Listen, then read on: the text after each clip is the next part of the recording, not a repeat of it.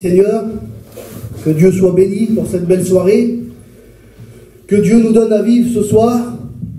Vous êtes bien? Amen. On est bien à La Réunion, Seigneur Jésus. Je ne sais pas pour vous, mais on ne peut pas trouver un meilleur endroit que ça, je crois. Amen. On le disait hier quand on était à La Réunion, sur la pénétrante vers Jimmy, là. Je disais on peut aller partout, on peut tout faire. Lorsqu'on est à La Réunion, on est dans le meilleur endroit qu'il y a. On est dans l'endroit, je disais pareil, où on vient rencontrer Dieu. Amen. Et rien que le mot là, on ne peut pas faire plus fort. On vient à La Réunion, non pour passer une heure, non parce que c'est le mardi ou le jeudi ou le dimanche. On vient à La Réunion pour rencontrer Dieu. Je ne sais pas si vous réalisez ça, Seigneur. J'ai dit ces mots là et puis ils m'ont resté là dans ma tête. J'ai réfléchi ce matin, dans l'après-midi, j'ai dit Seigneur, c'est trop important une réunion. C'est très important de venir là et de s'asseoir sur la chaise. Là, et des fois, on est tellement habitués aux réunions que les réunions, ils passent comme ça. On a fait tous les soirs des réunions pendant une semaine, pendant un mois. Et puis dans nos cœurs, il n'y a rien qu'à changer, il n'y a rien qu'à bouger. C'est toujours pareil, mais il ne faut pas qu'on vive comme ça. Lorsqu'on vient à la réunion, il faut que dans nos cœurs, là, il faut qu'il y ait quelque chose qui se passe. Est-ce que vous êtes d'accord avec ça? Amen. On ne peut pas venir à la réunion comme ça, en s'asseyant sur la chaise et en disant c'était beau. C'était bien. Comment qu'il prêche l'homme? Comment qu'il a chanté? Ça sert à rien du tout ça. Si on vient à la réunion, c'est pour vivre quelque chose avec le Seigneur. On vient pas pour passer une heure, on vient vivre quelque chose avec Dieu. Je vois mon copain Sigalan là, il est venu avec nous dans le voyage en Grèce là. Il n'est pas venu pour faire un voyage. Il est venu pour rencontrer Dieu. Qu'est-ce qu'il y a eu Sigalan? Eh bien, il a rencontré Dieu. C'est beau Seigneur Jésus, c'est ça l'évangile. Lorsqu'on vient pour lui parler à lui. On était comme ça, nous, des fois, on était à la convention, là, on allait à la réunion, mais parce qu'on était des jeunes, comme ça, on voulait rencontrer d'autres jeunes, et puis ben, il n'y avait rien qui se passait. Mais quand on est à la réunion pour rencontrer Dieu, Amen. Tout se passait, Seigneur Jésus. Amen. Parce que c'est beau, Seigneur. Il ne faut pas qu'on se laisse endormir, je le dis devant Dieu. Il ne faut pas qu'on rentre dans une routine spirituelle. Il faut que dans nos cœurs, là, c'est l'évangile. Il faut qu'il y ait ce feu qui soit continuel. On ne peut pas laisser diminuer ce feu-là. Seigneur, je vois Michael au fond, là. Il a rencontré Dieu aussi, Michael. Michael, le feu, là, il ne faut pas le laisser diminuer. Continue à mettre du bois, mon copain. Écoute, dans le fond, là-bas, je vois le frère qui s'est baptisé il n'y a pas longtemps, là. Raymond, ne laisse pas le feu s'éteindre. Continue à mettre du bois, les frères. C'est comme ça, l'évangile. Il ne faut pas se laisser rentrer dans une routine, là. Et Jésus le savait très bien. Jésus le savait très bien. C'est pour ça qu'il nous a donné toutes sortes de conseils à travers la parole de Dieu, à travers les versets. Il y avait même les apôtres, les disciples de l'agneau, que les hommes, Seigneur, Jean, Jacques, Philippe, Barthélemy, Pierre, que les hommes, Seigneur, ils avaient été choisis pour marcher à côté de Jésus, pour marcher dans les pas du Seigneur, pour faire les miracles, les guérisons. Et à un moment donné, Jésus va regarder Pierre. C'était pas rien, Pierre, c'était l'homme de Dieu, Pierre, l'homme de foi, l'homme de courage, l'homme en avant. Mais il va lui dire, Simon, Simon, Satan vous a réclamé pour vous gribler comme le froment. Qu'est-ce que tu es en train de me dire, Seigneur?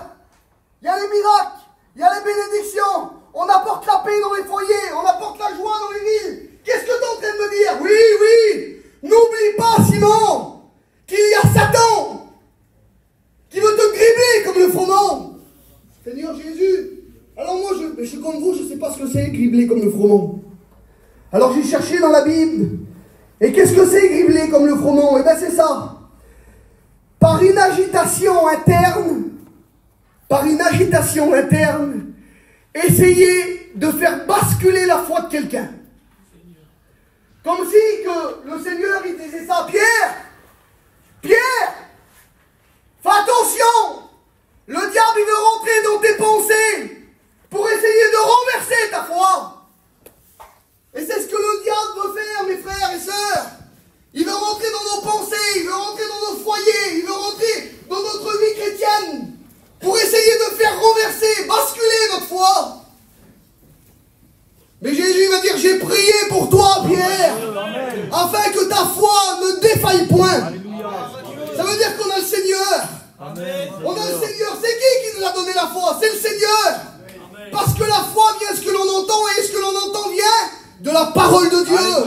Alors il va dire comme ça, or la foi, que c'est beau Seigneur. Or la foi, c'est une ferme assurance des choses qu'on espère, une démonstration de celles qu'on ne voit pas. Il va dire c'est par la foi que nous reconnaissons que l'univers a été formé par la parole de Dieu, en sorte que ce qu'on voit n'a pas été fait de choses visibles. Écoutez, la Bible elle va dire ça dans le livre des Romains, je crois, aux Corinthiens. Nous ne marchons pas par la vue, mais nous marchons par la foi. Ça veut dire que c'est pas les choses qu'on voit qui nous intéressent. C'est pas les choses qu'on voit qui vont te faire avancer, signalons. C'est pas les choses qu'on voit qui vont t'encourager. Nous vivons la foi. Et la foi, bien souvent, c'est quelque chose qu'on ne voit pas. Mais pourtant, c'est vrai. Pourtant, c'est réel. Il va dire car il faut, c'est pour ça, regardez, que celui qui s'approche de Dieu croit que Dieu existe et qu'il est le rémunérateur de ceux qui le cherchent. C'est pour ça que Paul, lorsqu'il est arrivé dans des villes, lorsqu'il est arrivé dans des villages, dans des synagogues, qu'est-ce que tu prêches, Paul? Tu prêches la loi, oui, mais plus que ça, je prêche la foi. Amen. Paul annonce la foi. Nous prêchons la parole de la foi. Romains 18. Parce que la foi vient de ce que l'on entend et ce que l'on entend vient de la parole de Dieu. Pourquoi tu prêches ça, Paul? Pourquoi tu prêches ça, Noodle, ce soir? Pourquoi les frères, vous prêchez ça dans nos églises, dans les missions? Pour que notre foi soit fondée sur la puissance de Dieu. Amen. Que c'est beau, Seigneur. Il va dire comme ça, les églises se fortifient dans la foi. Il dit les promesses données par la foi à ceux qui croient. La Bible elle dit dans Romains 4, 19, ils ne doutaient pas des promesses de Dieu, non. Amen. Mais ils se fortifiaient par la foi. Amen. Que c'est beau, Seigneur. On reçoit des promesses des fois. Le Seigneur il nous a parlé il y a 5 ans, il y a 10 ans, il y a 15 ans. Mais Seigneur, combien de temps qu'il faut que j'attende cette promesse se réaliser là? Il y a des hommes, mon père me disait ça tout à l'heure, qui ont reçu des promesses. Ils les ont jamais vues se réaliser. Mais pourtant, ça s'est réalisé. Amen. Vous voyez pas comment c'est fort? Ça veut dire que Ray, il a reçu des promesses. Tyrone a reçu. Toi, dans le fond, tu as reçu des promesses de Dieu. Et même si ça tarde, si c'est Dieu qui t'a fait la promesse, tu as déjà reçu cette promesse dans la foi. Dans la foi. Amen. Que c'est beau, Seigneur. Merci, Seigneur, pour la foi que Dieu a mis dans nos cœurs. C'est quoi la foi? J'ai marqué la foi, c'est de croire en Dieu. Est-ce que vous êtes d'accord? Mais la foi, ce n'est pas seulement de croire en Dieu, mais c'est de croire que Dieu peut agir. Amen. Parce qu'il faut dire la vérité, tout le monde croit en Dieu. Ça nous arrive, les frères, le matin, il a expliqué Paco tout à l'heure. Des fois, on est en train de travailler, en train de chiner comme ça, là. Et puis on parle de Dieu. On essaie de parler de Dieu au raclé qui est là, au client, je sais pas moi. Et puis d'un seul coup, quand on parle avec eux, ben, vous croyez en Dieu? Ben oui, monsieur. Je crois en Dieu, moi. Tout le monde croit en Dieu. Qu'on soit catholique, protestant, musulman, ce que vous voulez, tout le monde croit qu'il y a un Dieu. Ben c'est bien, ils croient en Dieu, mais quand on leur dit, ben, vous savez que Dieu peut guérir? Vous savez que Dieu délivre? Vous savez que Dieu apporte la paix? Vous savez que Dieu reconstruit sur des ruines? Ah monsieur, non, j'y crois pas, ça. Vous voyez les choses qui se passent sur la terre, monsieur, ils ont tous le même discours, presque. Ça veut dire qu'ils croient en Dieu, mais ils ne croient pas que Dieu peut agir. C'est pas la foi, ça raille. Croire, la foi, c'est je crois en mon Dieu, mais plus que ça, je crois qu'il peut venir agir chez moi ce soir dans la réunion, là. Je crois qu'il peut venir agir. Il a dit, par contre, je crois, moi, que mon fils qui est rétrograde, il va revenir. Il a dit à son client, vous voulez y croire? Il a dit, oui, monsieur. Ce que vous me parlez, là, je veux y croire. Amen. Je te pose la question ce soir. Est-ce que tu veux y croire? Amen. Écoutez, c'est ce qui va faire toute la différence. J'ai marqué ça. Croire ou ne pas croire. Ce qui va faire la différence de la réunion pour toi ce soir, du message que tu es en train d'écouter, de ta vie chrétienne que tu es en train de vivre. Tu veux y croire ou tu veux pas y croire, mon copain? La Bible elle dit dans Jean 3, 36, celui qui ne croit pas, il ne verra pas. Quelle affaire, Seigneur Jésus? Celui qui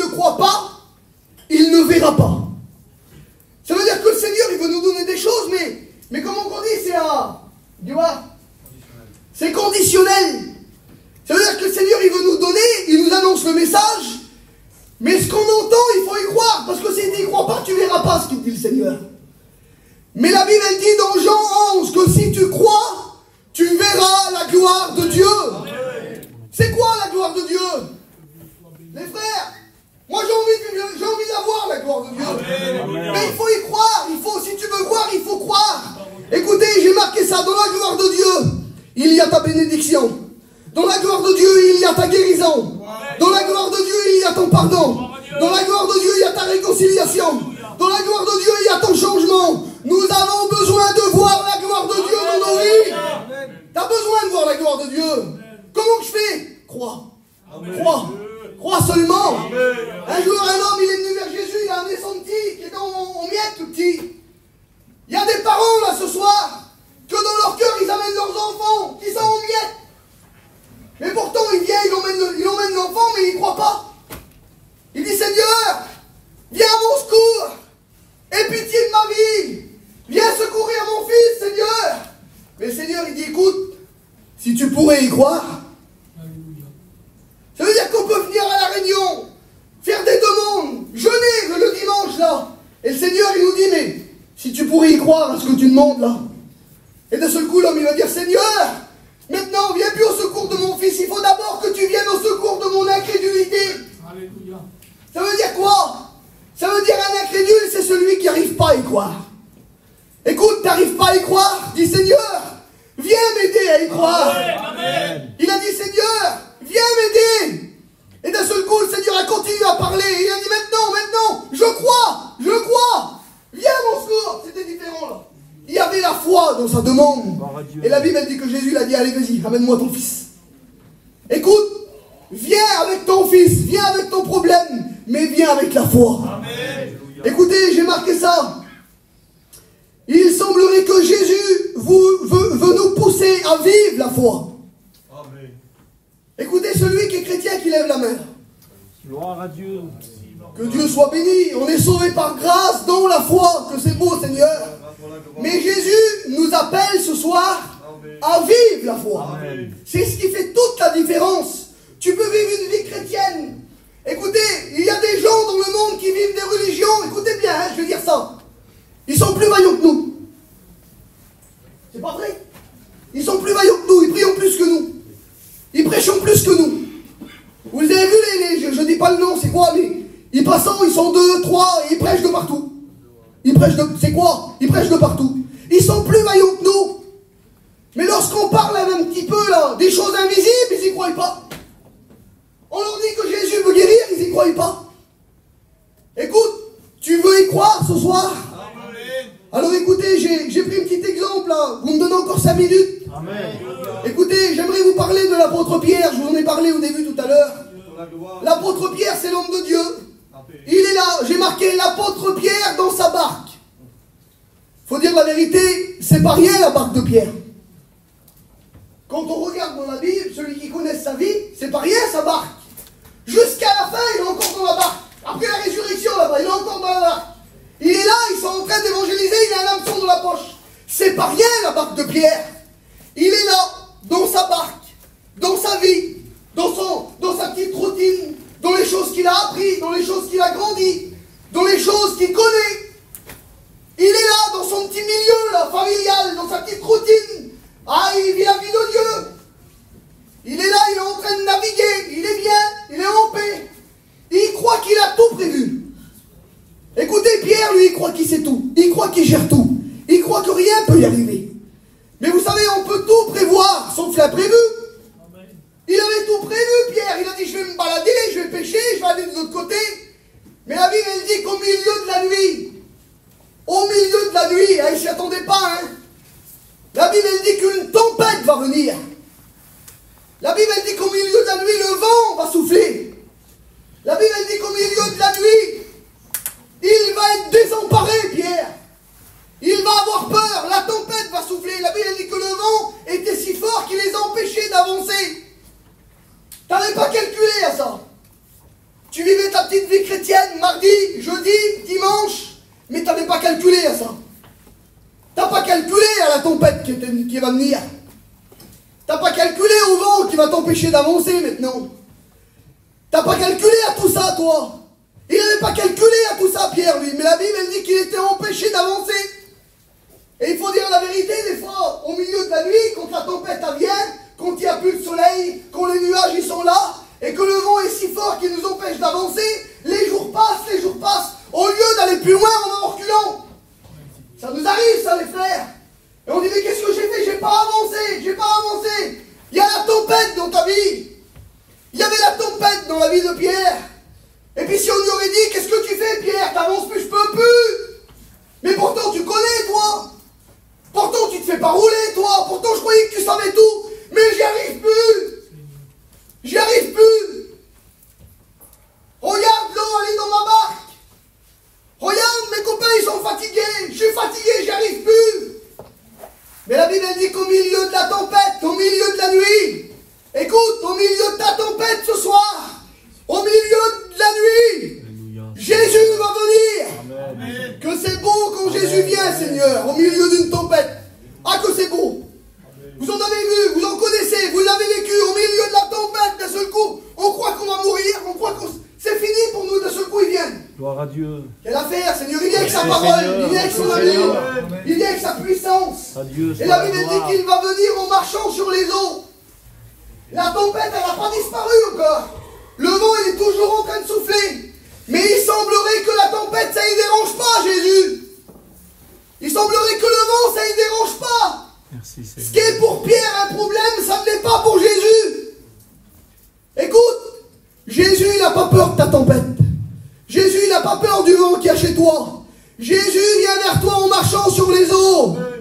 Et la Bible dit qu'il va s'approcher. Et il va dire comme ça, Pierre,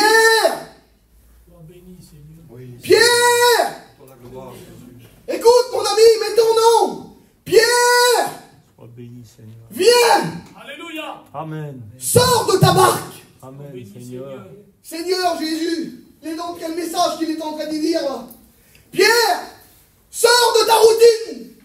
Pierre, sors de la petite vie chrétienne que tu t'es créée. Pierre, sors des choses que tu connais et marche sur les eaux. Amen, Seigneur.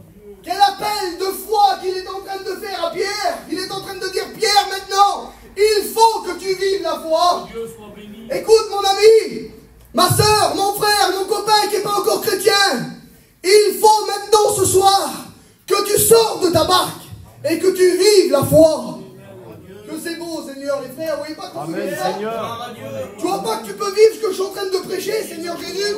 C'est pas qu'une histoire, c'est pas qu'un conte de fées, c'est pas un conte de fées. Tu peux le vivre ce soir, ce que je prêche là. La Bible elle dit qu'il est là, la tempête elle n'a pas disparu, le vent il est encore en train de souffler, mais il a écouté le message de la foi. Merci, Seigneur. Et rappelez-vous du verset, la foi vient de ce que l'on entend. Il avait écouté la parole de Dieu, la foi était rentrée dans son cœur. Qu'est-ce que tu fais, Pierre, maintenant? Les apôtres qui sont peut-être là en train de le regarder, qu'est-ce que tu vas faire à l'appel de la foi? Les frères, j'ai entendu, mais maintenant je veux le vivre. Amen. Quelle affaire? Écoute, t'as entendu, mais maintenant il faut que tu le vives. Amen. La Bible elle dit que Pierre va enjamber la barque et il va marcher sur les eaux. Quelle affaire, Seigneur Jésus? Comment? Regarde, ça y est, la tempête elle n'a pas disparu, les vagues ils sont encore là, le bateau il est en train de bouger, mais Pierre marche sur les eaux.